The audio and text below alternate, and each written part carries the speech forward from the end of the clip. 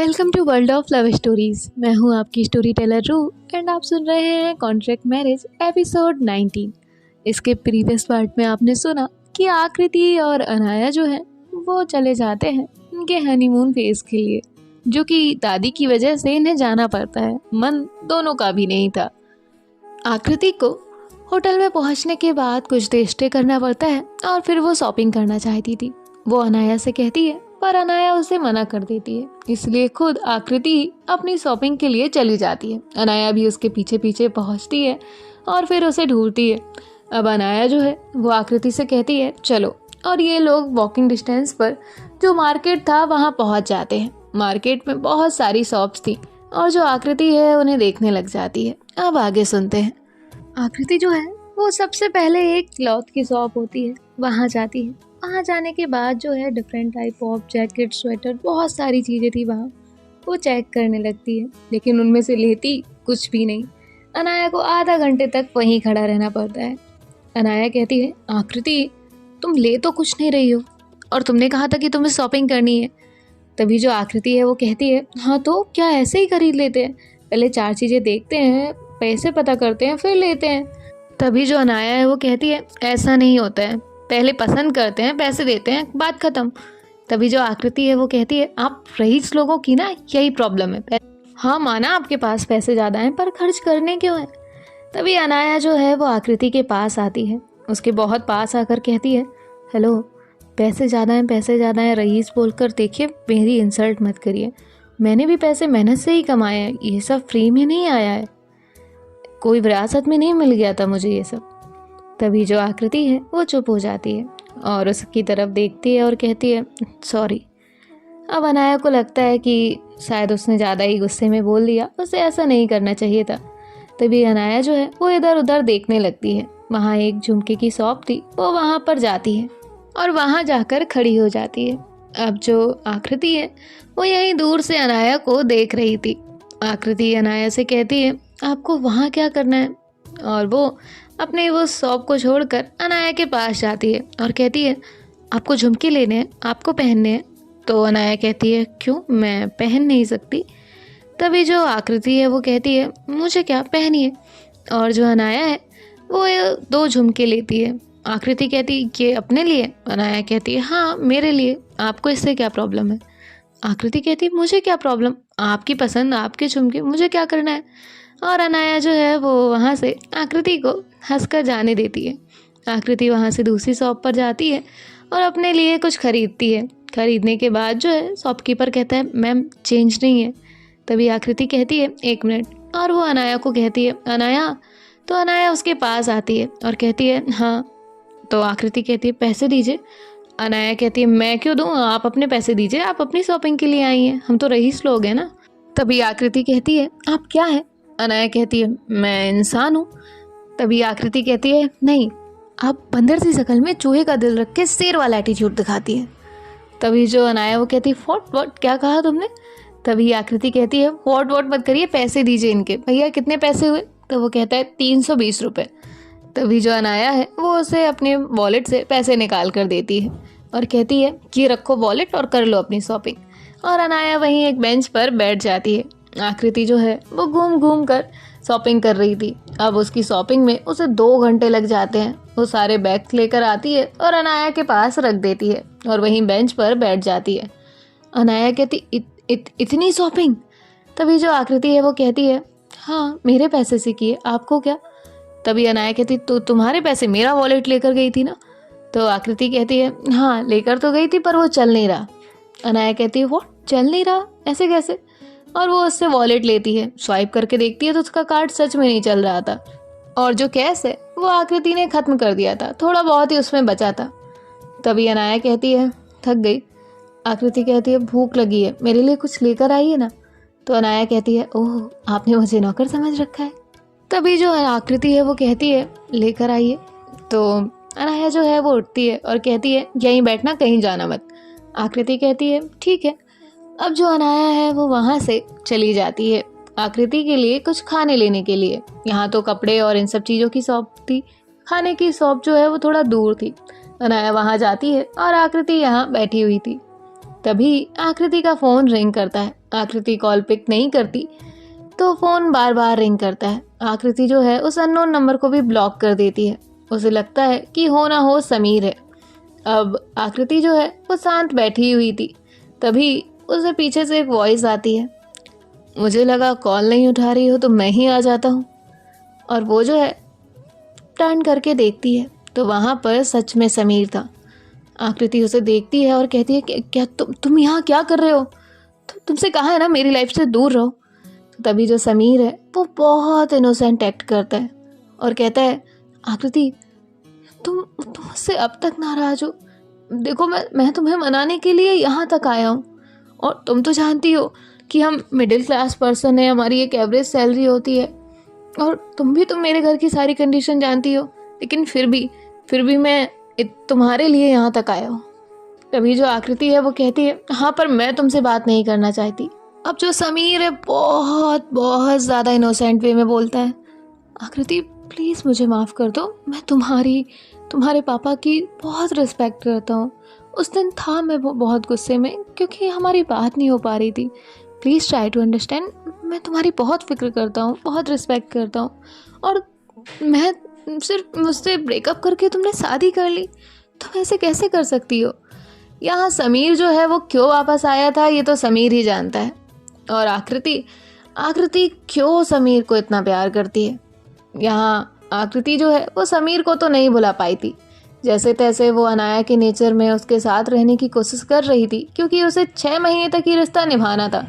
लेकिन समीर अब कुछ और थॉट लेकर यहाँ आया था। तभी जो आकृति है वो कहती है, मैं कैसे यकीन कर लूँ, तुमने फिर मुझे हर्ट किया तो तभी जो समीर है वो कहती है, और तुमने जो मेरा दिल तोड़ा है वो ऐसे वो जो है अपना हाथ दिखाता है और कहता है, ये देखो उस दिन जब तुमने मुझसे ब्रेकअप किया तो मैंने अपनी ये नस काट ली थी, तुम ऐसा कैसे कर सकती हो मेरे साथ। तभी जो आकृति है उसका हाथ देखती है, उसमें कुछ ब्लेड के कट्स होते हैं। आकृति कहती है, समीर तुम ऐसा कैसे कर सकते हो? तो तभी समीर कहता है, मैं तुमसे बहुत प्यार करता हूँ आकृति, तुम मेरी बात मान ही नहीं रही थी, मैं तुम्हें बस यही बताने यहाँ तक आया हूँ, तुम कहोगी तो मैं अभी चला जाता हूँ। आकृति कहती है, रुको। तभी समीर जो है वो एक एवल स्माइल के साथ टर्न करता है और बहुत इनोसेंट सा फेस आकृति के सामने बनाता है और कहता है, नहीं तुम चाहती हो तो मैं चला जाता हूँ, तुम्हारी लाइफ में कभी नहीं आऊँगा, मैं अपनी लाइफ ही ख़त्म कर लूँगा। तो आकृति थोड़ा सा डर जाती है। अब यहाँ आकृति कहती है, नहीं ऐसा कुछ नहीं है। समीर कहता है, तुमने अनाया से शादी कर ली सिर्फ इसलिए ताकि तुम मुझे जला सको, और तुम एक लड़की के साथ कैसे शादी कर सकती हो? यहाँ आकृति जो है वो कहती है, नहीं समीर ऐसी बात नहीं है।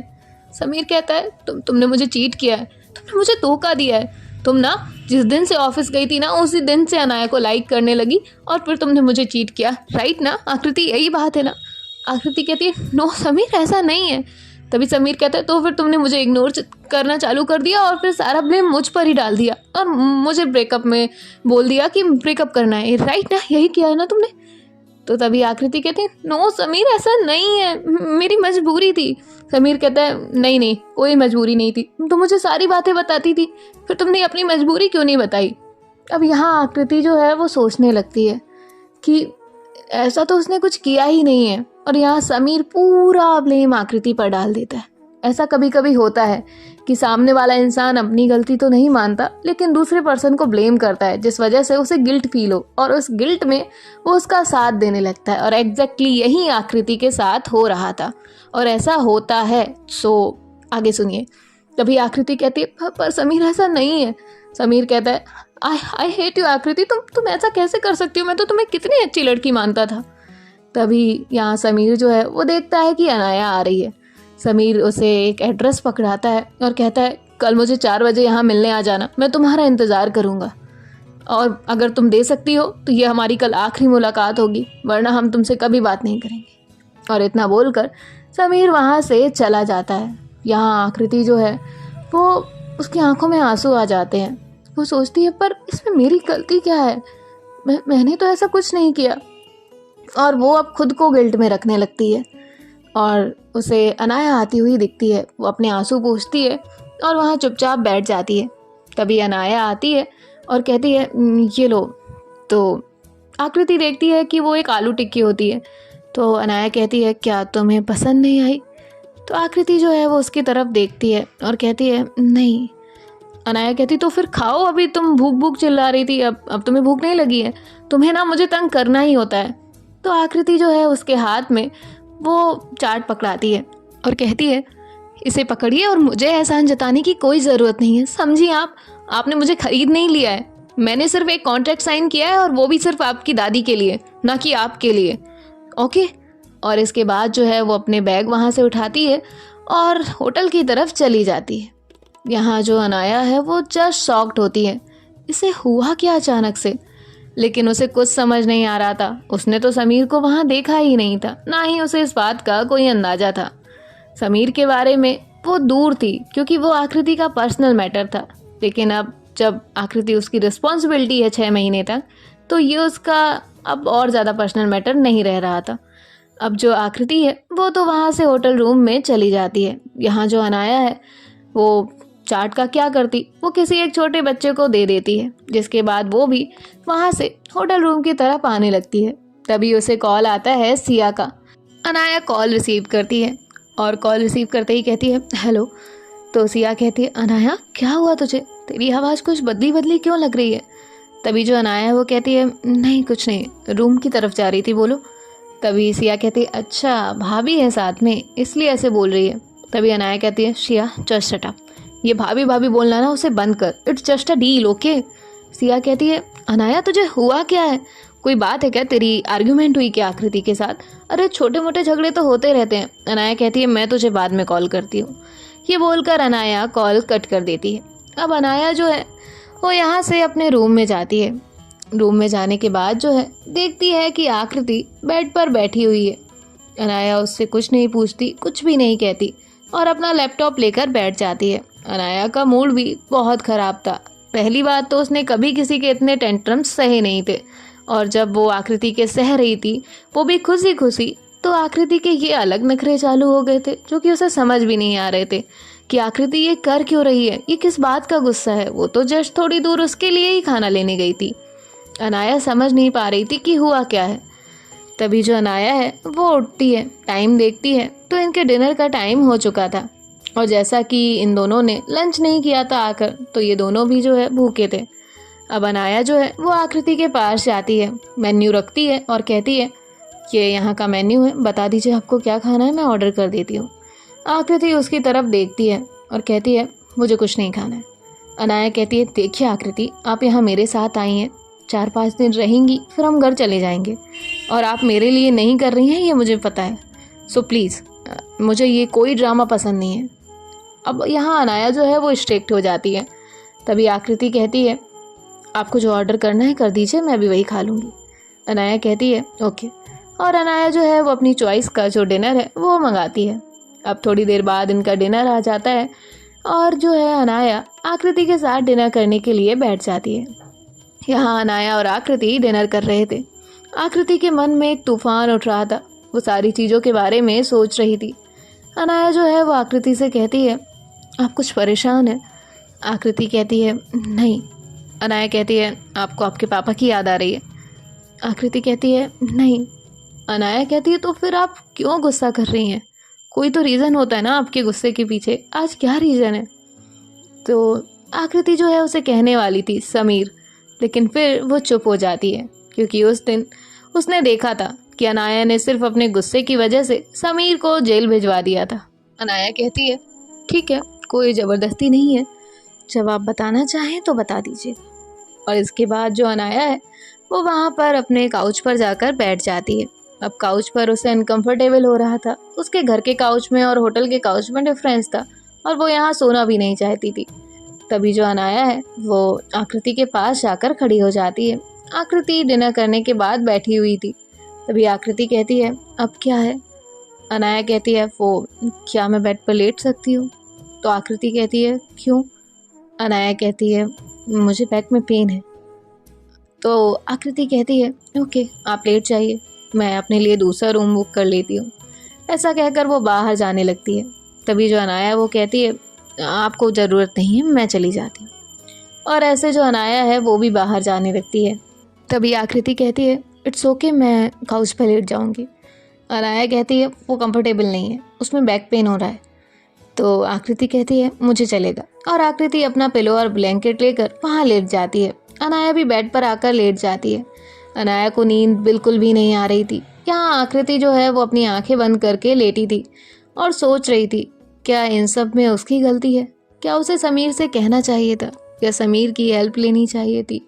लेकिन समीर भी क्या कर लेता है, तो वो भी एक मिडिल क्लास लड़का ही। वो कहाँ से इतनी सारी हेल्प कर सकता था? मैंने क्या गलत किया? अब वो सारी चीज़ें सोच रही थी। यहाँ आकृति बार बार खुद को गिल्ट में डाल रही थी।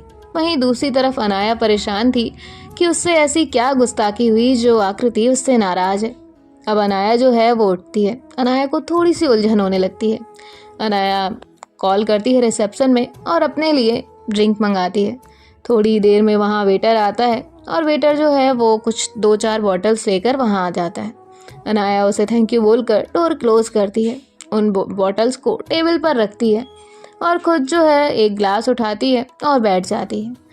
अनाया जो है वो तो विंडो की तरफ अपना फेस कर कर ड्रिंक कर रही थी, लेकिन आकृति उसे ही देख रही थी।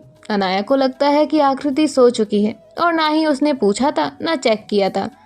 यहाँ Anaya 1 bottle, 2 bottle, 3 bottle, 4 bottle drink करती है और ड्रिंक करने के बाद जो है वो वापस सोने की कोशिश करती है।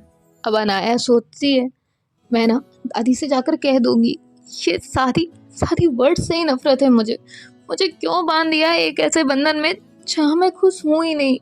रिस्पॉन्सिबिलिटी, अरे रिस्पॉन्सिबिलिटी इंसान तब उठाता है ना जब वो अंदर से खुश होता है।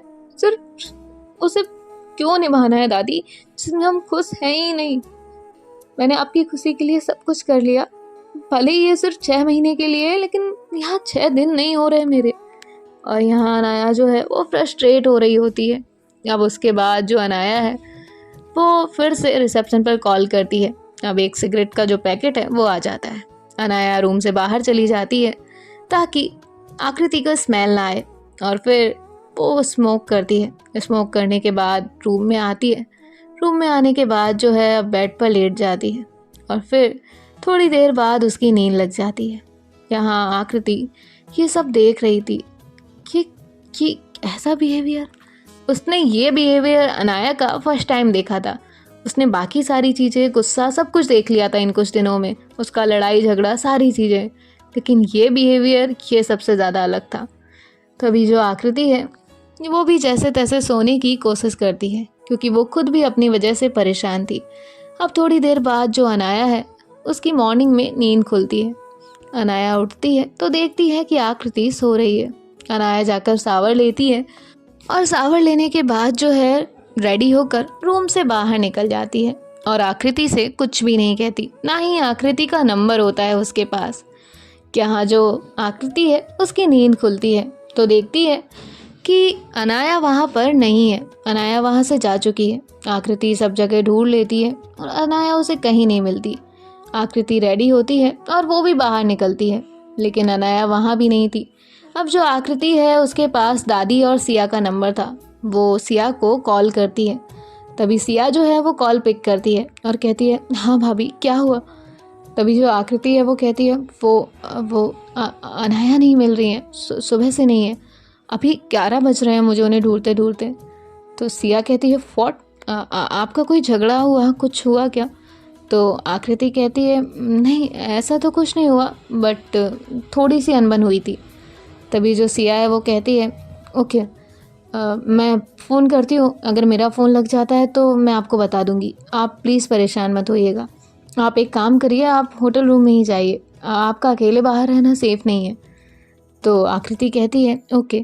जिसके बाद जो आकृति है वो भी जैसा सिया ने कहा था होटल रूम में पहुंच जाती है और यहाँ सिया अनाया को कॉल कर रही थी। अनाया का कॉल ऑफ आ रहा था। अनाया जो है वो कोई कॉल पिक नहीं कर रही थी। अनाया एक जगह बैठी हुई थी अकेली, वहाँ पर कोई नहीं था, सिर्फ वो अकेली बैठी हुई थी। अनाया अक्सर ऐसा करती थी, जब भी उसे उसके सवालों के जवाब नहीं मिलते थे या वो बहुत ज़्यादा परेशान होती थी तो वो एक सुनसान सी जगह देखकर वहाँ बैठ जाती थी और वहाँ पर घंटों बिताती थी। आकृति जो है वो अपने लिए लंच मंगाती है और लंच कर लेती है। यहाँ आकृति को 2 बजे एक मैसेज आता है वो भी समीर का। तुम आ तो रही हो ना, या मैं चला जाऊंगा? अगर तुम नहीं आई तो मैं चला जाऊंगा। अब आकृति ये पढ़ती है तो उसे समझ नहीं आता कि वो जाए या ना जाए। अनाया यहाँ आई तो फिर वो सोचती है, अनाया ने मुझे खरीदा थोड़ी ना है, हमारा जस्ट एक कॉन्ट्रैक्ट है, ये मेरी लाइफ है, मैं अपनी मर्जी से जी सकती हूँ। अब अनाया जो है वो वहाँ से उठती है और होटल के लिए निकल जाती है। और यहाँ जो आकृति है वो रेडी होती है और समीर के बताए गए एड्रेस पर मिलने के लिए निकल जाती है। सो गाइस, देखते हैं कि नेक्स्ट पार्ट में क्या होता है।